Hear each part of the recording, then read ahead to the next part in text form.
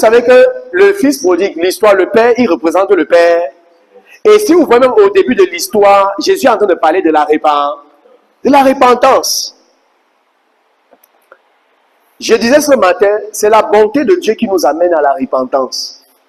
Certains dans le Nouveau Testament croient que la repentance, c'est pleurer sur son péché et dire Seigneur, pardonne-moi. Ce n'est pas la repentance dans le Nouveau. Non. Dans le Nouveau Testament, ce n'est pas ça. La repentance dans le Nouveau Testament, c'est le changement de mentalité vis-à-vis de Dieu. Avant, tu voyais un Dieu sévère, maintenant tu vois un Dieu bon. Ouais, c'est le changement de quoi? Pour qu'il y ait repentance dans le Nouveau Testament, il faut que tu reçoives quelque chose, que tu écoutes un bon enseignement. Écoutez, je prends peut-être un exemple.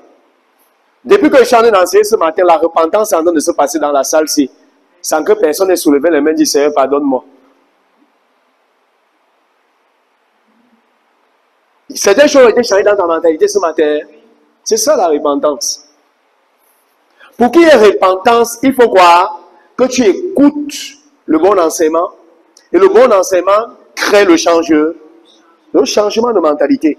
Donc, vous voyez, il y a certaines personnes, si elle prend l'histoire du fils prodigue, il y a certains qui ne voient pas le père de la bonne manière. Il se dit qu'il a mal fait, c'est à lui de faire tout ce qu'il faut. Vous comprenez? En réalité, quand tu fais mal, la personne qui est plus engagée sur le Père Céleste, not you. Vous comprenez ce que je dis? En fait, il y a une image qui doit se corriger dans le cœur des enfants du Père. L'image au sujet de Dieu. Certains voient un Dieu dur, d'autres un Dieu sévère, et ainsi de